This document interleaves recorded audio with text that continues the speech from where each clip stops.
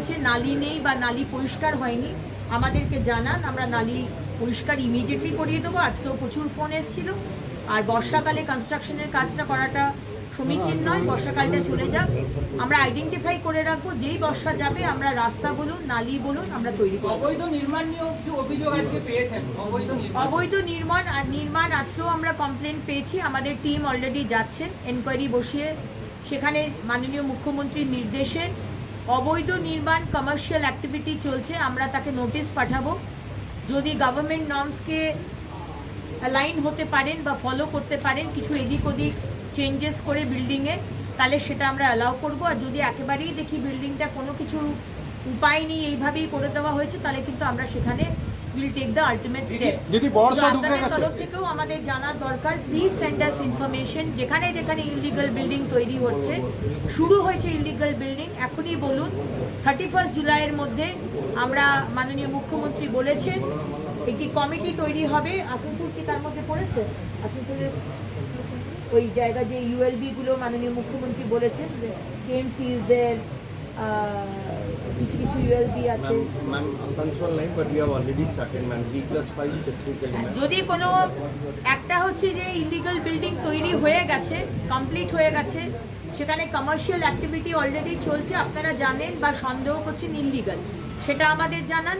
আর আরেকটা হচ্ছে যে ইলিগাল বিল্ডিং তৈরি হচ্ছে এখন, সেটাও আপনাদের মনে হচ্ছে এটা কমপ্লিটলি ইলিগাল, যে জলা জমি বুঝিয়ে করা হয়েছে বা যেভাবে করা হচ্ছে দ্যাট ইজ ইলিগাল, সেটাও আমাদের জানান, সেটাও আমরা কমপ্লিটলি। দিদি বর্ষা ঢুকে গিয়েছে, গাড়ুই নদী নিয়ে কি অ্যাকশন প্ল্যান আপনাদের? গাড়ুই নদী তো অলরেডি আমাদের অনেক টাকা খরচা হয়েছে গাড়ুই নদীকে পরিষ্কার করার জন্য, কিন্তু গাড়ুই নদীর প্রবলেমটা হচ্ছে দুপাশের এনক্রোচমেন্ট। দেখা যাক, আমরা এটা নিয়ে ভাবছি।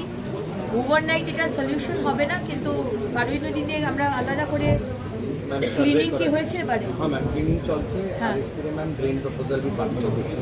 ক্লিনিং অলরেডি চলছে এবং মেইন হচ্ছে এনক্রোচমেন্ট প্রবলেম। এনক্রোচমেন্ট যতক্ষণ না সরানো যাচ্ছে ততক্ষণ গাড়ুই নদীর খুব সাস্টেনেবল কিছু সলিউশন আনাটা মুশকিল। পানীয় জলের সমস্যা বারবার আসছে।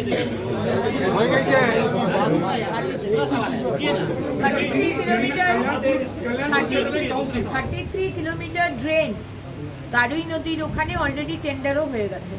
ম্যাডাম, কল্যাণপুর স্যাটেলাইট টাউনশিপ, এখানে ডিএম দপ্তর, পলিউশন দপ্তর, অনেক দপ্তর আছে, এখানে অনেক খাটাল, তারা সরকারি জমিনে গোবর রেখেছে। তার সাথে সাথে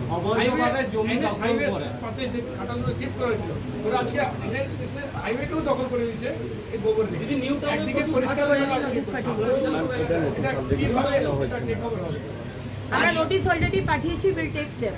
পানীয় জলের সমস্যা আসছে বারবার দিদি, কিন্তু যেখান থেকে পানীয় জল তোলা হচ্ছে ওরা এখানে কাগজ জমা দিয়ে, কিন্তু হাই রেটের জন্য করতে হবে, ওদের পয়সাই বাঁচবে না, যেরকম একটা অভিযোগ।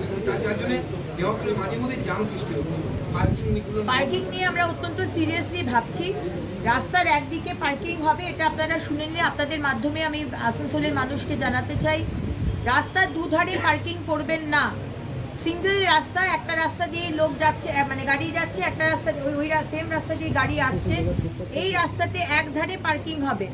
আমাদের পুলিশ যারা রয়েছেন, পুলিশের দপ্তর থেকে জানিয়ে দেওয়া হবে রাস্তার কোন দিকে পার্কিং হবে।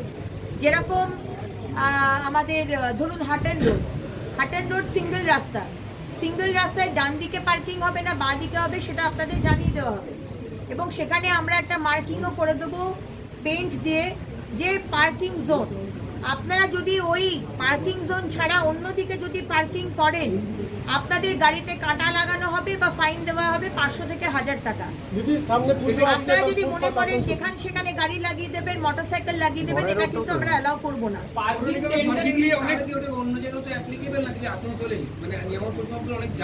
প্রত্যেকটা জায়গাতে অ্যাপ্লিকেবল, সেই বিষয় নিয়ে কোথায় কোথায় পার্কিং হবে সেই পার্কিং জোনটাকে আইডেন্টিফাই করা এবং টেন্ডার ডাকা, সেই প্রসেসটা শুরু হয়েছে। গিভ আস সাম টাইম, আমরা করব। বাণিজ্যিক ক্ষেত্রে কর মুকুব করেছিল, সেগুলো কি পুনর্বিবেচনা করা হবে? কোনটা? বাণিজ্যিক ক্ষেত্রে কি ছাড় দেওয়া হবে? পুরো বোর্ড যে কর মুকুব করেছিল, কমার্শিয়াল ট্যাক্সের এইটা বিষয় নিয়ে আমরা কোনো ট্যাক্সে 20% রিবেট দেওয়া হয়েছিল, যেটা নিয়ে একটা বড় অভিযোগও উঠেছিল এই গত ভোটে। হ্যাঁ শুনেছি আমি। এটা নিয়ে আজকের মিটিংয়ে আমাদের কথা হয়নি, আমি মাননীয় মুখ্যমন্ত্রীর সাথে কথা বলি তারপর ডিসিশন নেব। দিদি আরেকটা জিনিস, কলকাতায় যেমন আপনি ফুটপাত উচ্ছেদের জন্য মাননীয় মুখ্যমন্ত্রী বলেছেন যে পুজো করতে হতো,